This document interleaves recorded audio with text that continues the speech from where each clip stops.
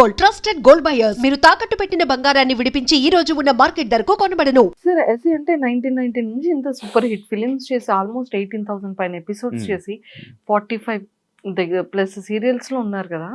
అంటే number of directors మీకు మంచిగా పరిచయాలు ఉన్నారు. తేజ గారు కానివ్వచ్చు, రాజమౌళి గారు కానీ, త్రివిక్రమ్ శ్రీనివాస్ గారు కానీ, పూరి జగన్నాథ్ సార్ కానీ, ఇలా నెంబర్ ఆఫ్ డైరెక్టర్స్. అంటే ఎప్పుడైనా సరే ఒక యాక్టర్ కూడా వెళ్ళి మన కోసం ఒక మాట అడిగితే అంటే ఆపర్చునిటీ రావచ్చు, లేదు అంటే అడగకుండా కూడా వాళ్ళ పాయింట్ ఆఫ్ వ్యూలో ఉంటాం కదా అనేది కూడా కొంతమంది యాక్టర్స్ ఆలోచించవచ్చు. నేను ఎప్పుడు అనుకోదండి, నేను అడిగి కలిసామండి, కలిసేవాళ్ళం. త్రివిక్రమ్ శ్రీనివాస్ గారిని కలిసాను, మన అనిల్ రావిపూడి గారిని కలుస్తుంటాను. కాకపోతే ఏంటంటే నేను అది నాకు ఇప్పుడు అర్థమవుతుంది డైరెక్టర్ అయిన తర్వాత. ఆ టైంకి అది అనిపించాలండి, లేకపోతే కాన్స్టెంట్ టచ్లో ఉండాలి మనం. నేను సెకండ్ ఇది చేయాల. ఎప్పుడైతే నాకు ఆరుగురు పత్రుల సినిమా ఫ్లాప్ అయిందో, శ్రీనివాసంత లక్ష్మి ఫ్లాప్ అయిందో, ఫుల్ ఫ్లెడ్జ్గా టీవీకి వచ్చేసాను. ఐఎమ్ కంఫర్టబుల్గా ప్లేస్ అయిపోయానండి. జీలో, ఈటీవీలో చేస్తున్నా, జీలో చేస్తున్నా, జెమినీలో చేస్తున్నా. ఈటీవీకి 15 సీరియల్ చేశా, జెమినీకి 7 చేశాను, 9, స్టార్ మాకి 7 సీరియల్ చేశా. అంటే ఏంటి, I was getting back to back work, satisfied. అంటే నాకు ఎప్పుడు అంటే నాకు ఒకటే కోరిక ఉండదు, అంటే ఎప్పటికైనా లైఫ్లో ఇప్పటికీ ఒక కోరిక ఏంటంటే ఒక ప్రకాష్ రాజ్ గారు లాగా, రావు రమేష్ గారు లాగా క్యారెక్టర్ ఆర్టిస్ట్గా సినిమాల్లో పేరు తెచ్చుకోవాలి. సార్ చాలా మంచి వర్డ్ చెప్పారు. అంటే ప్రతి ఒక్క సీనియర్ యాక్టర్కి కూడా ఒక సినిమాలో ఒక మంచి క్యారెక్టర్ పడాలి అనేది ప్రతి ఒక్కరికి ఉండే ఒక పెద్ద పెయిన్ ఉంటుంది కదా. అది ఇష్టం, పెయిన్ అన్నీ ఉంటాయి. బ్రేక్ అండి, ఒక్కొక్కసారి మంచి క్యారెక్టర్ పడితే సినిమా ఆడదు. అదే చెప్తున్నా, లాజిక్ ఎలా ఉంటుందంటే, నాకు శ్రీనివాసంత లక్ష్మి సినిమాలు నమ్మరు. నాకు చాలా మంది ఇప్పటికీ నాకు ఫ్యాన్స్ ఉన్నారు ఆ సినిమాకి సంబంధించి. అంటే ఒక సాఫ్ట్ విలన్, చూడ్డానికి చాలా అమాయకంగా ఒక ఎంపీ కొడుకు వచ్చి రాజమండ్రి అంటే ఒక ఊరు వచ్చి 2 అమ్మాయిలు రేప్ చేసి వెళ్ళిపోతాడు. అని చంపేస్తుంది హీరోయిన్, చంపేస్తుంది క్లైమాక్స్. క్యారెక్టర్ మనోహర్ క్యారెక్టర్ పేరు. అంటే అలాంటి క్యారెక్టర్ లైక్ చేస్తున్నారు. కాకపోతే అది హిట్ అయి ఉంటే నాకేమో వేషాలు పడవేమో, అంటే పాజిటివ్ విలన్ గా పడుండొచ్చేమో. బట్ అది ఫ్లాప్ అవడం అంటే ఈక్వేషన్స్ చాలా ఉంటాయండి. ఇప్పుడు మీరు నమ్మరండి, 78లో చిరంజీవి గారితో 20 మంది వచ్చారు హీరోలు. వీరు ఎడోర్ మెగాస్టార్ అంతే. అది అంటే అది ఎందుకు అంటే ఆయన ఎంత కష్టపడి ఆ టైమింగ్, ఆ కష్టం, ఆపర్చునిటీస్ కూడా ఆ టైంకి రావడం, అని అందిపుచ్చుకోవడం. ఆయనకి ఖైదీ సినిమా 60 సినిమా, నాకు తెలిసి 70 సినిమా అనుకుంటండి. ఫస్ట్ 20 సినిమాలో కాదు ఆయన ఖైదీ, చాలా లేట్గా వచ్చిన సినిమా. 83లో ఖైదీ సినిమాకి అప్పటికే ఆయన 50 సినిమాలు చేశారు ఆయన. సో అంటే అప్పటికే ఆయన చిన్న క్యారెక్టర్లు, అంటే నైట్ క్యారెక్టర్, గెస్ట్ క్యారెక్టర్ చేస్తూ వస్తున్నారు. అంటే ఎక్కడ అయిపోయి ఉండేదిగా చెప్తున్నా. అంటే వీ షుడ్ కీప్ ఆన్ వెళ్ళిపోవాలండి. గీతలో కృష్ణుడు చెప్పినట్టుగా కర్మణ్యవాధికారస్తే మా ఫలేషు కదాచన అని మన ప్రయత్నం మనం చేయాలి. ఆ టైము, నేను టైం బాగా నమ్ముతా. ఒకసారి కోట శ్రీనివాసరావు ఒక మాట చెప్పారు ఒక షోలో. ఆయన చెప్పారన్నమాట, టాలెంట్ గుమ్మడికాయ అంత ఉంటే అదృష్టం ఆవగింజంతనే ఉండాలట. అంటే ఎంతో కొంత ఉండాలండి. నాకు టాలెంట్ ఉంది, నేను మంచి పర్ఫార్మర్ అంటే కుదరదు. ఆ టైంకి ఆ డైరెక్టర్ కనిపించాలి. అండ్ ఇంకోటి, కాన్స్టెంట్ ఫాలో అప్ తప్పు నాదే, నేనే చేయలేదండి. అంటే నేను ఎప్పుడైనా ఒక సినిమా ఓపెనింగ్ అయ్యేప్పుడు కలిసేవాడిని. పాపం ఇప్పటికీ ఏ మాటకమంట త్రివిక్రమ్ శ్రీనివాస్ గారు కానీ, అనిల్ రావిపూడి గారు కానీ పిలిచి కూర్చోబెట్టి కాఫీ ఇచ్చి మాట్లాడతారు. ఆ రెస్పెక్ట్ నేను గెయిన్ చేసుకున్నా. భయ ఏంటి చెప్పండి, ఏం చేస్తున్నారు ఇప్పుడు, ఏ సీరియల్ చేస్తున్నారు, ఇంత బాగా మాట్లాడతారు. ఆ తర్వాత నేను ఫాలో అప్ చేసేవాడిని కాదు, ఎందుకంటే నాకున్న కమిట్మెంట్స్. ఇప్పుడు సీరియల్ అంటే 20 రోజులు బ్లాక్ అయిపోతాయండి. సినిమా అంటే వాళ్ళకి ఎక్కువ డేట్స్ ఇవ్వాలి. నేను రేపు పొద్దున మొహమాటానికి కలిగి వాళ్ళు నాకు అవకాశం ఇచ్చాక ఆబ్లిగేషన్ నేను కాదు అంటే తప్ప వాళ్ళని అవమానించినట్టు అవుతుంది. అందుకని నేను ట్రై చేయలేదు. అండ్ ఇంకొక మేజర్ ఏంటంటే మనకు ఒక ట్యాగ్ వేస్తారండి తెలుగులోనే, సీరియల్ ఆర్టిస్ట్. క్వశ్చన్ అదే సార్, ఇది ట్రూ. ఇది అంటే నిజంగానే ఒక సీరియల్ ఆర్టిస్ట్కి, ఫిలిం యాక్టర్కి చాలా డిఫరెన్స్ చెప్తారు.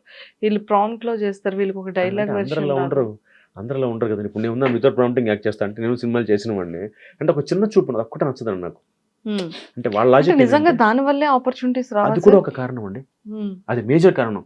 ఇప్పుడు నేను మీకు చెప్పిన కారణం అయితే, నేను సీరియల్లో డేట్స్ అడ్జస్ట్ చేయలేకపోయినా 20% అయితే 80% డైరెక్టర్స్ ఆడి సీరియల్ ఆర్టిస్ట్ పెట్టకండి అంటే. అంటే ఇన్స్టా ఇన్ఫ్లుయెన్సర్స్ వాళ్ళైతే ఓకే, వాళ్ళు ఓకే అంటే వాళ్ళు లిప్సింక్ కదా. వాళ్ళైతే వాళ్ళు లిప్సింక్లో రీల్స్ చేస్తారు కదండి. ఇప్పుడు ఇన్స్టా ఇన్ఫ్లుయెన్సర్స్ అందరూ ఏం చేస్తారు, లిప్సింక్లో వాళ్ళకి కొన్ని వేల మంది ఫాలోవర్స్ ఉంటారు, కొన్ని లక్షల వాళ్ళకి వ్యూస్ ఉంటాయి. ఎందుకు? సింపుల్ లాజిక్ చెప్తా, లిప్సింక్ చేయడం వేరు, యాక్ట్ చేయడం వేరు, చాలా మైన్యూట్ డిఫరెన్స్. ఇప్పుడు లైట్ పెట్టి కెమెరా పెట్టి ఇక్కడ నా డైలాగ్ ఇస్తే మీరు పేజ్ డైలాగు, నేను మేమే షాడపడకుండా ఒక చిన్న ఒక యాక్టివిటీ చేస్తూ డైలాగ్ చెప్పడానికిను కూర్చోపెట్టి సెల్ఫీ మోడ్లో రీల్ చేయడానికి చాలా తేడా ఉంది. అందుకే 1,000 మంది ఇన్స్టాలో చేయొచ్చు. బట్ కెమెరా పెట్టి ఇంతకుముందు మనకి మ్యాగ్జిన్ ఉండేది, సినిమాలకి నెగిటివ్ ఉండేది. మీరు నమ్ముతారు లేదో, రోల్ అనగానే ట్రర్ సౌండ్ వస్తుండేది, అప్పుడు యాక్ట్ చేయాలి. అంటే లక్కీగా నేను మా తమ్ముడు చిన్నప్పటి నుంచి అందులో ఉన్నాం కాబట్టి మాకు కాన్షియస్ ఫీలింగ్ రాలేదు. బట్ ఇవాళకి ఆ మ్యాగజిన్ ఆ కెమెరా ఉన్నంత కాలం రీల్ ఉన్నంత కాలం ఇవాళకి ప్రతి ఆర్టిస్ట్ కాన్షియస్ అవుతారు డైలాగ్ చెప్పడానికి. నాకు కింద వస్తుంటుంది క్లాప్ కొట్టగానే ట్రర్ వెళ్తూ ఉంటుంది. ఈ టర్రలు వింటూ డైరెక్ట్ ఆర్టిస్ట్ని చూసుకుంటూ లైటింగ్ చూసుకుంటూ మీ యాక్షన్ మీరు చేసి మీ డైలాగ్ మీరు చెప్పాలి. ఓకే. It's multi tasking. అంటే ఎంత కష్టం ఉండదు అంటే అంత కష్టం ఒక యాక్టర్గా చెప్పడం. ప్రతివాడు చెప్పే కమెంట్ చాలా ఈజీ కదండి. నాలుగుకి నరం ఉండదు అంటారు. కమెంట్ బొక్క ఇలా చెప్పేస్తారు ఆడికి బొంగ యాక్షన్. అది కాదు, ప్రాక్టికల్గా మనం సెట్లో ఉన్నప్పుడు పెద్ద పెద్ద ఆర్టిస్టులతో చేస్తున్నప్పుడు తెలుస్తుంది మనకి ఎలా ఉంటుందో ఆ ఫీల్. ట్రూ. సో దానివల్ల కూడా ఈ మార్క్ అయితే ఉంది, ఈ ట్యాగ్ అయితే. అంటే వాళ్ళకి అర్థం కాదు ఏంటంటే యాక్టింగ్ ఎక్కడైనా ఒకటే అండి, ఆ పారామీటర్స్ మారతాయి. ఇప్పుడు నేను థియేటర్ ఒక నాటకం వేస్తున్నాను అనుకోండి, నేను 100 కూర్చుని వాడికి నా పర్ఫార్మెన్స్ కనిపించాలి, ఎక్కువ చేస్తా. సినిమా అనుకోండి 70 mm, అదే కరెక్ట్గా దానికి 70% తగ్గించాలి నా పర్ఫార్మెన్స్ని. టీవీ అనుకోండి కొంచెం పెంచుతా, దగ్గరగా ఉంటాం కాబట్టి. అండ్ ఇందులో కూడా డైరెక్టర్స్ పట్టి ఉంటుంది. నేను బాపు గారితో పనిచేశానండి. బాపు గారికి ఏంటంటే మీరు కెమెరాకి ఫేవర్ చేయకూడదు. నాకు పెద్ద ఆర్టిస్ట్ నా ముందు ఒక పెద్ద ఆర్టిస్ట్ పేరు చెప్పమన్నాడు. ఎందుకంటే పొద్దుతిరుగుడు పూలా తిరిగిపోతారు కెమెరా కన్నాడు, సన్ఫ్లవర్ లాగా. ఆయనకి ఏంటంటే న్యాచురల్గా ఉండాలి. ఇప్పుడు మన ఇద్దరు ఎలా మాట్లాడుకుంటున్నాం అదే ఆయనకి యాక్షన్. బాపు గారికి ఇంకో పెద్ద డైరెక్టర్ ఉన్నారు, ఆయనతో కూడా పనిచేశా. ఆయనకి డ్రామా.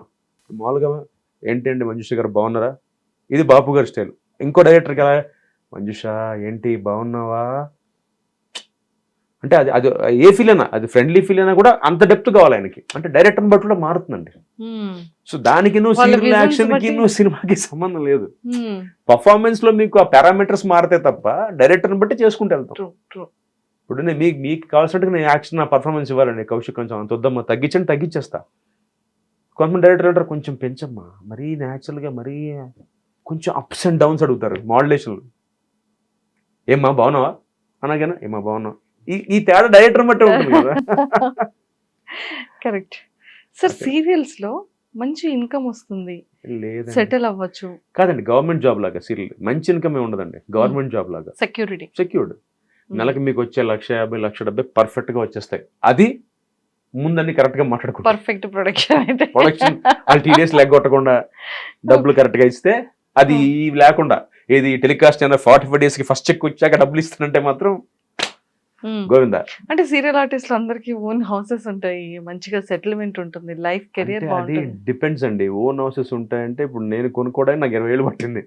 అంటే అప్పుడు నా పేమెంట్స్ అంత తక్కువ ఉండేవండి. ఇప్పుడు నేను తీసుకుంటున్న పేమెంట్ మీరు నంబరు, ఇప్పుడు నేను ఛార్జ్ చేసే రెమ్యునరేషన్ ఫస్ట్ కొత్త హీరో ఛార్జ్ చేస్తున్నాడు, ఇప్పుడు వచ్చిన హీరో. అంటే అంత మారిపోయినాయి పారామీటర్స్. అంటే నేను ఒక ఇల్లు కొనుక్కోవడానికి 2 ఏళ్ళు పట్టింది. 20 ఏళ్ళు కష్టపడితే నేను I could buy a flat for my self.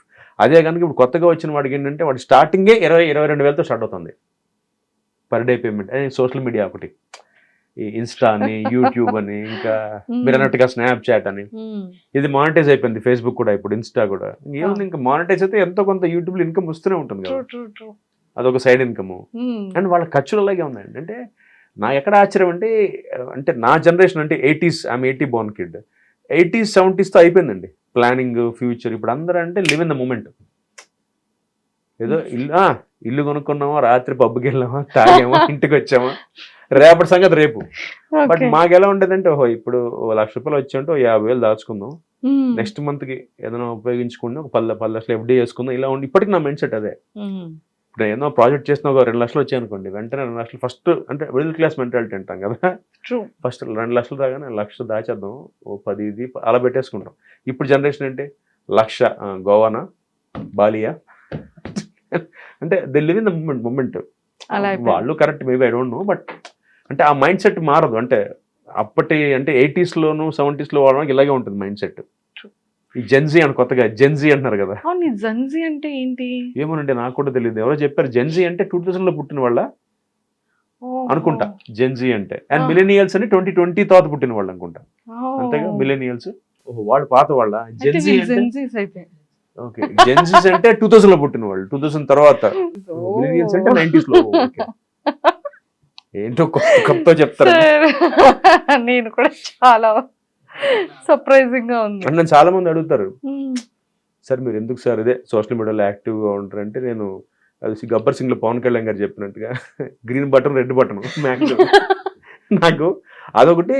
ఎప్పుడైనా నా బ్యాంక్స్ ఈ యాప్స్ ఉంటాయి కదా, బ్యాంక్ యాప్స్, వాటికి అండ్ ఏదైనా నేను చాలా రేరు ఫోటోలు దిగడం కూడా. అంటే యాక్టర్ ఏమిటి నాకు అసలు ఇష్టం ఉంటుంది ఫోటో, అంటే మెమరీ కోసం దిగుతా అంతే. అంటే చాలా మంది లాగా ఒకే పోజ్లో 15 సార్లు సెల్ఫీ క్లిక్ చేసుకోండి నేను. సో అలా నాటి వాడికి అసలు వేస్ట్. అంటే బేసిక్గా అదే అండి మ్యాటర్.